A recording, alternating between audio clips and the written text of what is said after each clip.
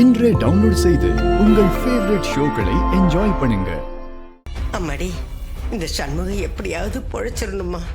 அப்பதான் நம்ம ரெண்டு குடும்பமும் ஒன்று சேர முடியும். அப்பனே முருகா, இவரை எப்படியாவது பொழைக்க வச்சிரியா? எங்க ரெண்டு குடும்பமும் ஒன்று சேர்த்து வையா. நான் உன்னதான் நம்பி இருக்கேன். பாட்டி, அதான் அவரை ஹாஸ்பிட்டல் கொண்டு வந்து சேர்த்தாச்சுல்ல. டாக்டர் எப்படியும் காப்பாத்திடுவாங்க, கவலைப்படாதீங்க. அம்மாடி, நீ கார்த்திக் ஒரு போனை போட்டு நடந்த விஷயத்தெல்லாம் சொல்லிடுமா. சரி.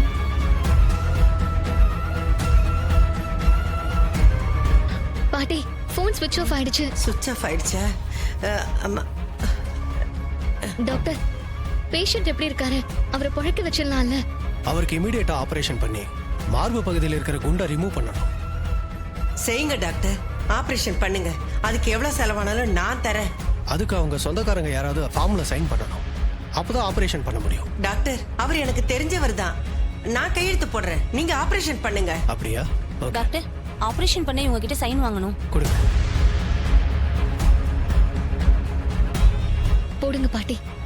இதுல ஒரு சைன் பண்ணுங்க. போடவாமா? போடுங்க பாட்டி.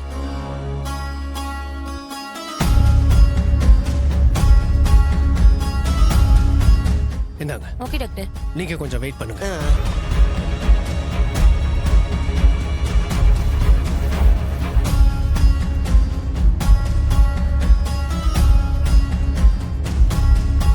அப்பனே முருகா, இந்த சண்முகத்துக்கு ஆபரேஷன் நல்லபடியா நடந்து பொழைச்சி வெளியே வரணும்யா. இவர் வெளியே வந்து உண்மையை சொன்னாதான் என் மருமக என்ன நம்புவா. எங்க மேல போட்ட பழியிலிருந்து அவ பகையை மறந்து எங்களோட உறவா இருப்பா. இதெல்லாம் நல்லபடியா நடக்கணும் ஐயா. உன்னதான் முருகா நாங்க நம்பி இருக்கோம். முருகா.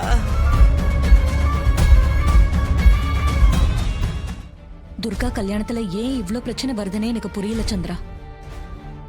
முதல்ல அந்த நவீனால பிரச்சனை, அப்புறம் அந்த கிழவியால பிரச்சனை. திடீர்னு மண்டபத்துக்கு வந்து உங்க அம்மா சாவுக்கு நாங்க காரணம் இல்ல, அந்த முத்துவேல் தான் காரணம்னு அந்த கிழவி சொல்றா. அந்த ஏட்டு சண்முகத்துக்கு எல்லா உண்மையும் தெரியும்னு சொல்றா. அந்த ஏட்டும் ஏதோ சொல்ல வந்தாரு, அதுக்குள்ள அந்த ஆளை யாரோ துப்பாக்கியால சுட்டுட்டாங்க. இங்க என்ன நடக்குதுன்னே எனக்கு ஒன்னும் புரியல சந்திரா. அக்கா, நீ ரொம்ப போட்டு குழப்பிக்காத. இதெல்லாம் அந்த கிழவியோட பிளானா தான் இருக்கும். நமக்கு அந்த கிழவி மேல கோவம் இருக்கிறது எதனால? நம்ம அம்மாவை கொண்டுட்டாங்கிறதுனால தானே. அதை எப்படியாவது சரி பண்ணிட்டா நம்ம குடும்பத்தோட ஒட்டிக்கலான்னு இந்த மாதிரி பிளான் எல்லாம் பண்ணி அந்த ஏட்டுக்கு எல்லா உண்மையும் தெரியும்னு சொல்லி இங்க டிராமா பண்ண பாத்துருக்க. இத போய் நீ பெருசா எடுத்துக்கிட்டு விடுக்கா. அந்த கிழவி எது சொன்னாலும் நம்பாத, அவ்வளவுதான் சொல்லுவேன். சரிடி, அந்த ஏட்ட சுட்டது யாரா இருக்கும்? அந்த ஆளை எதுக்கு இங்க வந்து சுடணும்? அதான் எனக்கு ஒரே குழப்பமா இருக்கு. அக்கா, முதல்ல நம்ம துர்காவோட கல்யாணத்தை நல்லபடியா முடிப்போம். அதுக்கப்புறம் அந்த ஏட்ட சுட்டது யாருன்னு கண்டுபிடிப்போம். சார், ஒரு நிமிஷம். சொல்லுங்கம்மா. எனக்கு ஒரு உதவி செய்ய முடியுமா? என்ன உதவி செய்யணும்? இங்க மாப்பிள்ள செல்வம்னு சொல்லி ஒருத்தர் இருக்காருல்ல, அவரை நான் பார்க்கணும். நீ யாருமா? நான் அவருக்கு தெரிஞ்சவ. கொஞ்சம் கூட்டிட்டு வரீங்களா? கொஞ்சம் இருமா, கூட்டு வரேன்.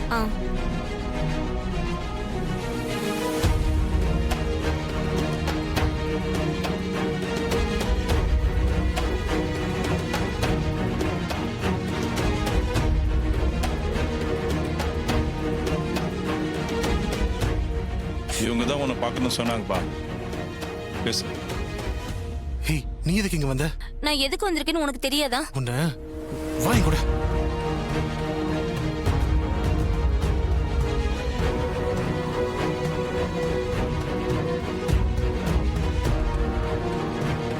மாப்பிள்ள என்ன ஏதோ கர்ப்பிணி பொண்ண தனியா அழைச்சிட்டு போறான். ஏய் ரோகிணி, ஒரு நிமிஷம். சரிடி சரிடி. உன்னை பார்த்து ரொம்ப நாள் ஆச்சுடி.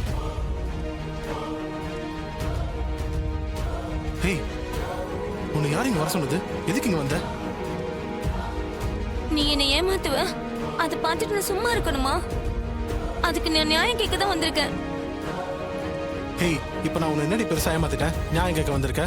என்ன காதலிச்சு கர்ப்பமாக்கிட்டு வேறொரு பொண்ணை கல்யாணம் பண்ண பாக்குறியே, அதுக்கு பேர் ஏமாத்து வேலை இல்லையா?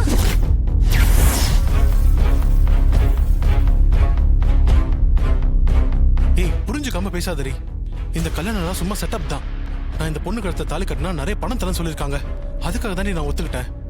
நாளைக்கு காலையில கல்யாணம் முடிஞ்சதும் பணத்தை வாங்கிட்டு நான் உங்ககிட்ட ஓடி வந்துருவேன். அப்புறம் நம்ம 2 பேரும் வேற எங்கேயாவது போய் சந்தோஷமா வாழலாம். அட பாவி, பணத்துக்கு ஆசைப்பட்டு என் தங்கச்சி வாழ்க்கையை நாசமாக்க பாக்குறியா? சரியான ஃப்ராடா இருப்பான் போல இருக்கே. ஐயோ இதெல்லாம் சரியில்லையா? உன் குழந்தை இப்ப என் வயித்துல வளருதுயா. நீ போய் இப்போ ஒரு பொண்ணோட வாழ்க்கையை கெடுக்க பார்த்தா அந்த பாவம் நம்ம குழந்தையதாயா சேரும். பணம்லாம் எதுவும் வேணாயா, நீ என் கூட வந்துடு. நம்ம ஏதாவது நேர்மையான வேலையை பார்த்து எங்கேயாவது போய் பொழைச்சுக்கலாம். ஏய், புரியாம பேசாத. மாப்பிள்ளை நடிக்கிறதுக்கு ஒத்துக்கிட்டு வந்துட்டேன். பாதியில எப்படி வர்றது? அதோட நடிக்கிறதுக்கு நல்ல அமௌண்ட் தரேன்னு சொல்லியிருக்காங்கடி. ஏய், இந்த காலத்துல பணம் எவ்வளவு முக்கியம்னு தெரியுமா தெரியாதா உனக்கு? நான் நாளைக்கு கல்யாணம் முடிஞ்சதும் பணத்தோட வரேன். நீ கிளம்பு. ஐயோ இது பாவ பணம்யா, நான் வேணான்னு சொல்றேன். நீ என்னடானா பணத்திலேயே குறியா இருக்கியா? பாவ பணத்தை வாங்கிட்டு போய் நம்ம நிம்மதியாவே வாழ முடியாது. சொன்னா கேளியா? ஏய், எனக்கே அட்வைஸ் பண்றியா நீ? சும்மா தேவையில்லாததெல்லாம் பேசிட்டு இருக்காத. யாராவது பார்த்துட்டா பிரச்சனை ஆயிடும். ஏய், முதல்ல இங்கிருந்து கிளம்பிடி. டேய், பணத்துக்காக என்ன வேணாலும் பண்ணுவியா? உன்னை சும்மா விட மாட்டேன்டா. இல்ல நான் போக மாட்டேன். நீ வந்தாதான் நான் போவேன். பேசாம என் கூட நீ வந்துடு, நம்ம போயிடலாம். என்ன எனக்கே ஆர்டர் போடுறியா? இப்ப நீங்க இருந்து போல கொன்னுடுவ உன்னை. என் கண்ணு முன்னாடி நிக்காத, போடி. ஏய், இந்த அலுவலகம் எல்லாம் வச்சுக்காதரி. அப்புறம் எனக்கு கோவம் வந்தா என்ன பண்ணுவனே தெரியாது.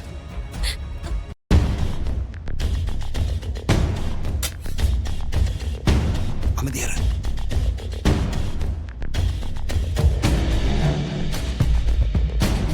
அம்மா எங்க போயிருப்பாங்க? போன் அடிச்சாலும் எடுக்க மாட்டேங்கிறாங்க.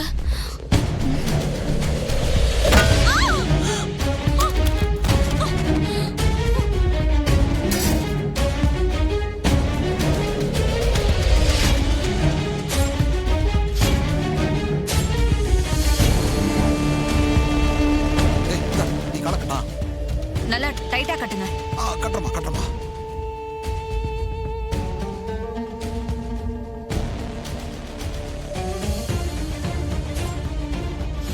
மருமகளே, நல்லா கட்டிட்டேன்.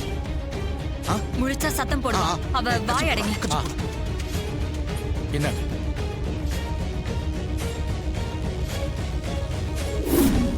மருமகளே? ஓகே மாமா. நல்லா டைட்டா கட்டியாச்சு. நம்ம பிளான் படி கல்யாணம் நடக்கிற வரைக்கும் இவ இதே ரூம்ல இங்கே பத்திரமா இருக்கட்டும். அதெல்லாம் நான் பாத்துக்கிறேன் மருமகளே, நீ கவலைப்படாத. சரி, வெளியில போலாம். ரொம்ப நேரம் இங்கே இருந்தா யாருக்காவது சந்தேகம் வந்துடும். வாங்க.